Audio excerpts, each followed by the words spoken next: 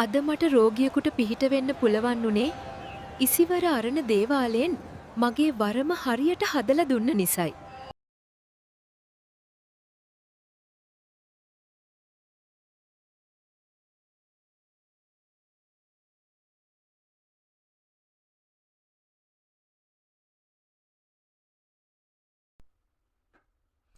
අයිබෝන්න තෙරුවන් සන්නයි ඔබ සියලු දෙනාටම අදත් අලුත් වීඩියෝ එකක් දාන්න ඕනේ කියලා මම හිතුවේ. පහුගිය දින වකවානු තුල අපේ දේවාලයට වරම් පරීක්ෂාවන් සඳහා එන වරම් දරුවන්ගෙන් බහුතරයකට තිබ්බ ගැටලුවක් ගැන පොදුවේ කතා කරන්නයි අද මම වීඩියෝ එකක් දාන්නේ. මීට කලින් දාපු වීඩියෝත් අපි කියනවා සාමාන්‍යයෙන් සති දෙක තුනක් වගේ ඇතුළත අපි ළඟට එන වරම් දරුවන්ගෙන් බහුතරයකට තියෙන පොදු වූ ගැටලුවක් තමයි මම හැමදාම වීඩියෝ එකකින් කතා කරන්නේ. ඒ කියන්නේ එතකොට ඒක මේ වීඩියෝ එක අහන බලන හැමෝටම වැදගත් වෙන නිසා. ඉතින් අද වීඩියෝ එකෙන් මම කතා කරන්නේ මේ වරමක් තියනවා නම් මේක නොගෙන ඉන්න පුළුවන්ද? මේක ගත්තේ නැත්නම් මොකද වෙන්නේ? එතකොට වරමක් කියන දෙයට තමන් අකමැති නම් තමන් මේකට මොකද්ද කරන්න ඕනේ? ඉතින් ඒකත් ගොඩක් අය තියෙන කාරණා. මොකද දේවාල කරන වරම් ශාස්ත්‍රය කරන අපි හැම වෙලාවකම කියනවා වරමක් තියෙනවා නම් නොගෙන ඉන්න බෑ. මේක ගන්නම ඕනේ. මොකද වරමට එන ඥාතීන් එන්නේ තමන්ට උදව් කරන්න. එතකොට අපි වරම ගත්තේ නැත්නම් ඒ ඥාතීන්ට වෙන ආත්මයකට යන්නත් නැහැ. අපි වරම ගන්නෙත් නැහැ. එතකොට ඒ ඥාතියට පිනක් දහමක් කරගන්න විදියකුත් නැහැ. එයාට මෙතනින් ගැලවීමකුත් නැහැ. ඉතින් ඔන්න ඔය ගැටලුවේ ඥාතියා ඉන්නවා. ඊට පස්සේ වෙන කාරණයක් තමයි වරම තියෙන දරුවාට වරම නොගැනීම නිසා ලෙඩ අසනීප ප්‍රශ්න ගැටලු කරදර ඒවා දිනෙන් දින උග්‍ර වෙලා ගිහිල්ලා වරම ගන්නම වෙන දවසක් එනවා. ඉතින් අන්න ඔය දවස එනකොට වරම ගන්නම වෙන දවස එනකොට තමන් හැම ගැටලුවක හැම ප්‍රශ්නයකටම පැටලිලා මිරිකිලා අපි කියන්නේ තමන්ට හැමදේම එපා වෙන තැනකටපත් වෙලා තියෙන්න පුළුවන්. ඉතින් ඔන්න ඕක නිසා තමයි අපි ගන්නම කියන්නේ. හැබැයි සමහර වරම් දරුවෝ ඉන්නවා අපි කියන වරම ගන්න ඕනේ. නමුත් එයාට මේ අවස්ථාවේ කියන්නේ මේ මොහොතේ වරම ගන්න බැරි කාරණයක් තියෙනවා. ඉතින් සමහර අය කියනවා අනේවද මහත්තයා මට වරම මේ වෙලාවේ අරගෙන කරන්න බෑ. මට තව ටිකක් අවුරුදු 5කින් විතර වගේ වරම එනවා නම් මට කරන්න පුළුවන්. ඉතින් මට තව ටික කාලයක් ඉඳලා වරම ගන්න පුළුවන්. එහෙම අහන වරම් දරුවෝත් ඉන්නවා. සහ ඔය දෙකටම අමතරව තව කොටාසයක් ඉන්න මේ විදේශගතව ඉන්න වරම් දරුවෝ. ඉතින් එයාලා ඇතැම් අය වරම හදාගෙන ගිහිල්ලත් නැහැ. ඇතැම් අය විදේශගත වුණාට පස්සේ තමයි වරමක් තියෙනවා කියලා ගන්න. ඉතින් අන්න ඒ වෙලාවටත් යම් ගැටලු කාරණා ඇති වෙනවා. ඉතින් ඔන්න ඔය කාරණා ගැන පොදුවේ අපි කියන බොහොම කෙටියෙන් පිළිතුරක් දෙන්නයි අද වීඩියෝ එකම දාන්නේ. හරි. ඔයාලට වරමක් තියෙනවා නම් ඇත්තටම මේ වරම නොගෙන නම් ඉන්න බෑ. ඒක තමයි ඇත්තම කතාව. මොකද වරම ගන්න ඕනේ. වරම ගත්තේ නැත්නම් මම අර මුලින්ම කිව්වා වගේ ඒ ඥාතියට වෙන ආත්මයකට යන්නත් නැහැ. තමුන් වරම ගන්නෙත් නැහැ. ඥාතියට පින් කරගන්න විදිහකුත් නැහැ. ඉතින් ඥාතිය ලොකු හිරවීමක ලක් වෙනවා. ඉතින් ඒක නිසා වරමක් තියෙන කෙනෙක් අනිවාර්යෙන් වරම ගත යුතුමයි. එතකොට එතනින් එහාට තියෙන කාරණේ තමයි මම හැම වෙලාවෙම කියනවා වරමක් ගත්තා කියලා දේවාලයක් දාන්න සාතර කියන්න ගෙදර අපි කියන්නේ පිළිම වඩම්මලා ගෙදර අපි කියන්නේ දේවාලයක් හදන්න කරන්න එහෙම කරන්න අවශ්‍ය නැහැ. වරම තමන් කැමති නම් වැඩ කටයුතු කළ හැකි. තමන් අකමැති නම් වැඩ කටයුතු නොකළ සිටිය හැකි. ඒක තමන්ගේ වරමේ අවසරයත් එක්ක තමයි තීරණය වෙන්නේ.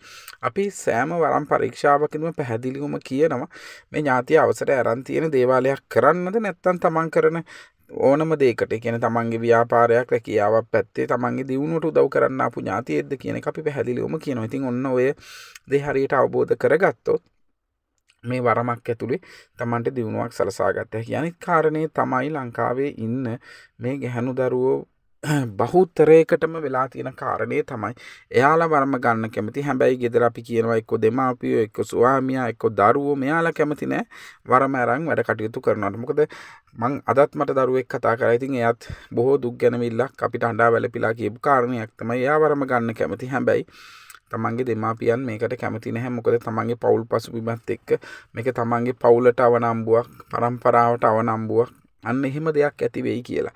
ඉතින් කාරණේ තියෙන්නේ මෙහෙමයි හැම වෙලාවකම ඔයාලා අවබෝධ කරගන්න මම මේ කියන දේ තමන්ගේ අපි කියන්නේ සිහි නුවණින්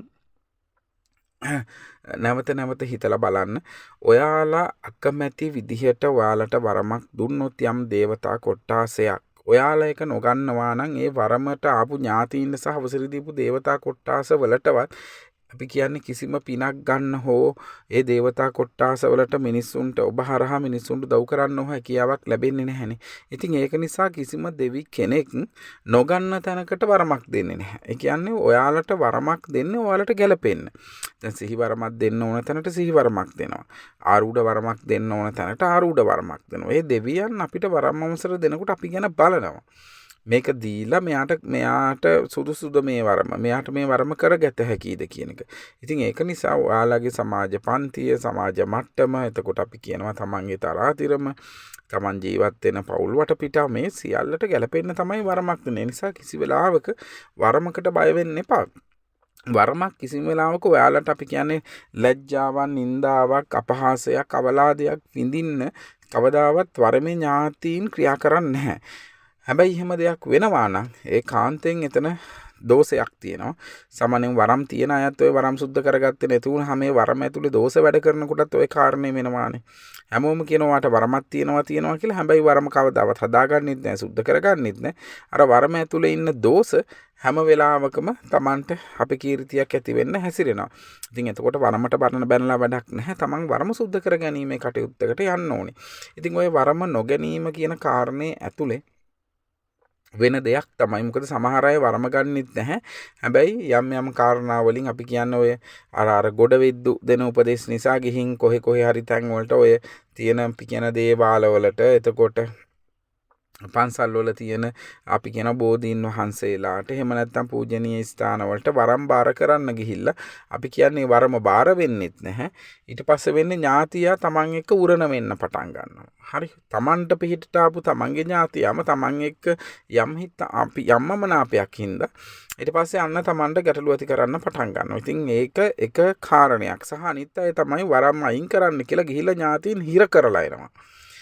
හරිද? එක්කෝ අපි කියනවා ඥාතියා කොහේ හරි ගිහින් අපි කියන්නේ බැඳලා, හිර කරලා, සීමා කරලා, තහංචි දලන්නේ. මේ වගේ කාරණා වලට ගියාට පස්සෙත් වෙන්නේ වරම තියෙන දරුවා අන්තිමේට වරම නම් මොනවා හරි වෙලා ඥාතියා අවහිර වීමක් වෙයි. හැබැයි තමන් අන්න ලෙඩාසනීප වලට මූණ දෙන්න පටන් ගන්නවා.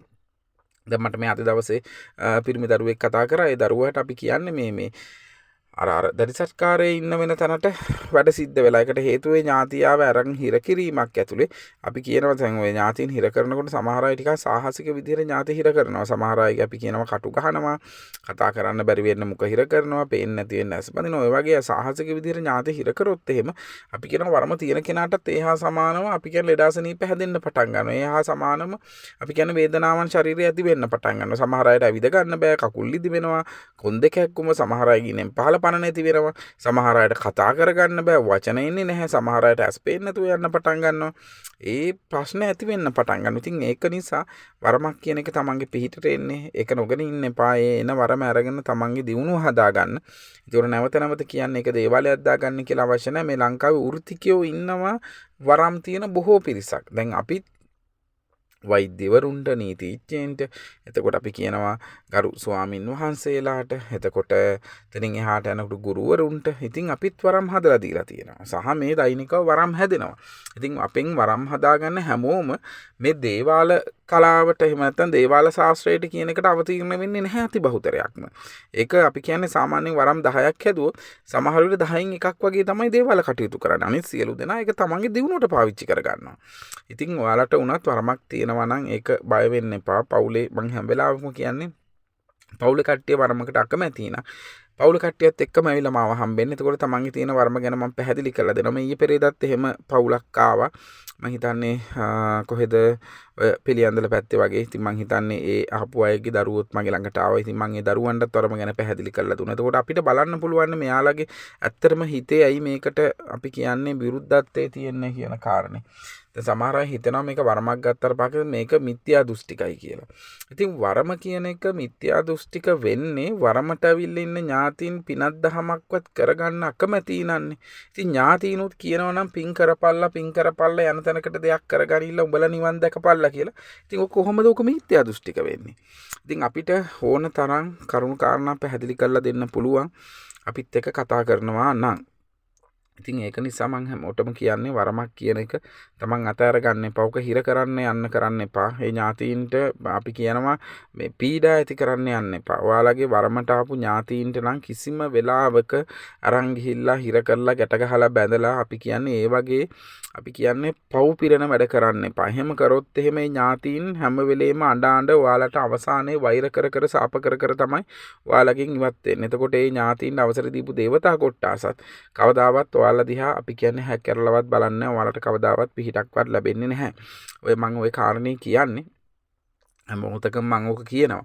ඉතින් මගේ ළඟට ආවා අපි කියනවා මේ ගැහණු කෙනෙක් වරමක් තිබිලා අපි කියන්නේ ඒ වරම යාට එපා කියලා අපි කියන්නේ ඥාතිය යම් හිර කිරීමක්. කියන්නේ එකපාරක් අයින් කරාලු ආයෙ ආවලු දෙවෙනි පාර අයින් කරාලු තුන්වෙනි පාර ඥාතිය හිර කරලා. ඉතින් එතනින් එහාට වරම නැතුව නම් ඒ ගැහණු කෙනා ඉන්නවා. නමුත් මගේ ළඟට ආපු කාරණේ තමයි එයාගේ දරුවට ඒ කියන්නේ එයාගේ ගැහණු දරුවට ළමයි නැහැ. කියන්නේ කසාද බැන්දාට දරුවෝ හම්බෙන්නේ නැති ප්‍රශ්නයක් තියෙනවා කියලා. ඉතින් මේ කාරණේ බලාගෙන යනකොට ඇත්තටම අපි දැකපු කාරණයක් තමයි මෙයාගේ වරමට ආපු ඥාතියා හර හිර කිරීමත් තුලින් ඒ ඥාතියත් මෙයාට අපි කියන්නේ සාප කරලා කියලා. ඉතින් අන්න එහෙම කාරණයකට යා ලක් වෙලා සහ එතනින් එහාට අවසර දීපු දේවතා කොට්ටාසවල දේව සාපයකට අහු වෙලා. ඉතින් ඒක එකතකොට සම්පූර්ණ පවුලටම බලපානවා. කියන්නේ ඒ නිවසේ කියන්නේ යහන් පහන් තියාන වැඳපු ඒ නිවසට අපි කියනවා අර පිළිසිඳ ගන්න දරුවෙක්වත් ආත්මයක්වත් ඒ භූමියට එන්නේ නැහැ. ඒ තරම් ඒ භූමි සාපවලට ලක් වෙලා. ඉතින් එහෙම වෙච්ච දේවල් තියෙනවා මේ ලංකාවේ. ඒවා අපි කියන්නේ මිනිස්සුන්ට අර දුෂ්මානව නොවන නිසා සමහර අය මේවා විශ්වාස කරන්න. හැබැයි පරීක්ෂා කරගෙන ගියාට පස්සේ අපිට මේ යම් කාරණා අහු වෙනවා. ඉතින් ඒකයි මම ඔය හැම වෙලාවකම කියන්නේ ධන අවබෝධය ඇතුව වැඩ කරන්න, දැනුමක් තියෙන කෙනෙක්ගෙන් උපදේශයක් ගන්න, වරමක් තියෙනවා නම් නොගෙන ඉන්න බෑ. හැබැයි කිසි වෙලාවක බය වෙන්න එපා. වරම ගත්තා කියලා අපි කියනවා ඒක Tamanට අපි කියන්නේ කරගන්න බැරි දෙයක්වත් එහෙම නැත්නම් අපහාසයක් වෙන දෙයක්වත් එහෙම වෙන්නේ නැහැ. වරමක් හැම වෙලෙම වරම Tamanගේ පාලනයේ ඇතුළේයි වැඩ කරන්නේ. කිසිම වෙලාවක වරම ඥාතියෙක් Tamanගේ පාලනයෙන් තොර වෙන්නේ නැහැ. අපි හිතින් ඥාතියාට කියනවා නම් ඒ කියන දේ ඥාතියා කරනවා. ඒක නිසා කිසි වෙලාවක බය වෙන්න එපා. වරම් තියෙනවා නම් ඒ වරම් ගන්න. හැබැයි සමහර දරුවෝ ඉන්නවා දැන් වරමක් තියෙනවා විදේශගත වෙන්න ඕනේ. ඉතින් අන්න ඒ වගේ වෙලාවට අපි ඒ ඥාතීන් අපි කියනවා ඒ නිසි ක්‍රමවේදය ඇතුලේ ඒ කියන්නේ වසර ගානකට බාර කිරීම වගේ කටයුතු කරලා දෙනවා. නැවත ඇවිල්ලා යාලට ඒ වරම් ගන්න පුළුවන්. සහ සමහර විට දරුවෙක් වගේ හම්බෙන්න ඉන්න කට්ටියට අපි කියනවා ඥාතීන් අපි කියනවා ඒ දරුවා හම්බෙලා කිරි ප්‍රශ්න ඉවර වෙනකන් යම් කාලයකට අපි බාර කර දීමක් වගේ කරනවා. ඉතින් ওই වගේ කාරණා තියෙනවා. සහ අඩු වයසෙන් ළමයිට අපි කියන්නේ දරුවන්ට වරම් ආවට පස්සේ දරුවන්ගේ අධ්‍යාපන කටයුතු අවසන් කර ගන්නකම් අපි ඒ දරුවාගේ වරම් අවසරය ඉදිරියට අරගෙන දීමේ වගේ කටයුතු අපි කරලා දෙනවා. ඉතින් ඒවා ඥාතීන් හිර කිරීම හෝ සීමා කිරීම හෝ ඥාතියකට ගැහිම් අපි කියන්නේ දේවල් නෙමෙයි. අපි කියන්නේ ඒවා ඒ කරන ක්‍රමවේදයක් ඇතුලේ කරලා දෙන දේවල්. ඉතින් ඒ නිසා ඒ වගේ හරි දෙයක් කරගත්තොත් අපි කියන්නේ අර Tamanට ප්‍රශ්න ගැටලු ඇති වෙන්නේ නැහැ. වරමක් කියන එක නොගෙන ඉන්න වෙන කාරණයක් තමයි වරම ගන්න තැනට Tamanව අසරණ වෙනවා. අසරණ කරනවා. අර අපි කියන්නේ අර යම් දවසක බිත්තිය මුල්ලකට Taman කොටු වෙනවා. එදාට වරම ආරම්ම තමයි කොට යන්න වෙන්නේ. හරි සමහර අයට රැකියාවේ ප්‍රශ්න, සමහර අයට ආර්ථික ප්‍රශ්න, සමහර අයට පෞල් ජීවිතයේ ප්‍රශ්න, සමහර අයට ලෙඩාසනීපවල ප්‍රශ්න, සමහර අයට දියුණුවක් නැහැ. ඉතින් මේවා බලාගෙන යනකොට වරම් තමයි මූලික වෙලා තියෙන්නේ. දැන් පහුගිය දවස් ටිකේ ඇතැම්ම අපි ළඟට එනවා. සමහර අය එනකොට අපිට කියන්නෙත් නැහැ වරමක් තියෙනවා කියලා. හැබැයි අපි පරීක්ෂා කරගෙන යනකොට අපිට වරමක් පේනවා. ඉතින් අපි අහුවාට පස්සේ තමයි කියන්නේ අනේ ඔව් වේද මහත්තයා වරමක් තියෙනවා කියලා පොඩි කාලේ කිව්වා. ඊට පස්සේ මේක කරන්න බැරි හින්දා අපි මේක මෙහෙම අයින් කරගත්තා. ඉතින් වෙලා තියෙන්නේ ඒදා පටන් අද වෙනකොට Taman නැත්තටම නැති වෙලා. ඇයි අර පින්ට පිහිට වෙන්න Tamanට ආපු ඥාතියා Taman අරන් ගිහිල්ලා කොහේ හරි හිර කරගෙන. ඉතින් ඊට පස්සේ ජීවිත කාලෙම Taman දුක් විඳින. ඒ නිසා වරමක් තියෙනවා නම් ඔය Tamanගේ පිහිටට ආපු ඥාතින් අරන් ගිහිල්ලා හිර කරලා අර මෙහෙ මුළු අස්සල්වල් ගහන්න එපා. හරියට වරම අරගෙන කරගෙන හදාගන්න. මොකද අද ලංකාවේ බොහෝ දෙනෙක් ඉන්නවා වරම් තියෙනවා කියලා දන්නවා. හැබැයි මේක හිතින් හංගගෙන ජීවත් වෙන්න හදනවා. ප්‍රශ්න ගැටලු Tamanට උග්‍රයි. ඉතින් මේ ප්‍රශ්න ගැටලු කවදාවත් විසඳ ගන්න බෑ. මොකද විසඳ ගන්න යනකොට හැම වෙලේම වරම අහු වෙනවා. ඉතින් වරම ගන්න කියපු කමක් නෑ එහෙනම් මෙහෙමම ඉන්නම් කියලා ඉන්නවා. ඉතින් ඉන්න කාරණෙන් වෙන්නේ Taman විතරක් නෙමෙයි. Tamanගේ අපි කියන්නේ අන්තිමට පවුලේ හම්බ කරන්නේ Tamanගේ ස්වාමියා නම් එයාගේ ආර්ථිකය පැත්තටත් ගැටලු ඇති කරනවා. ඊට පස්සේ Tamanගේ දරුවෝ ඉගෙන ගන්න දරුවෝ රැකිරක්ෂා කරන දරුවන්ටත් ප්‍රශ්න ගැටලු ඇති කරනවා.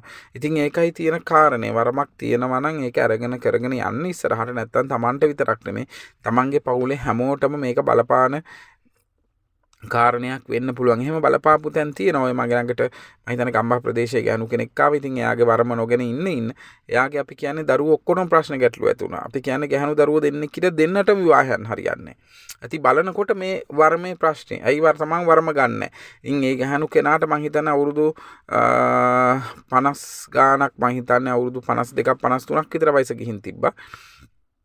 ඊටත් වැඩිද කියන එක මට මතක නැහැ. මං හිතන්නේ ඒ වගේ වයසක් තිබ්බා. ඉතින් ඒ විවාහ වෙන්න හිටපු දරුවෝ මං හිතන්නේ මේ එක දරුවෙක් අනිත් දරුවෝ නම් මං හිතන්නේ අධ්‍යාපන ලබනවා. එක දරුවෙකුගේ විවාහය හැමදාම ප්‍රමාද හැමදාම පරක්කු විවාහ.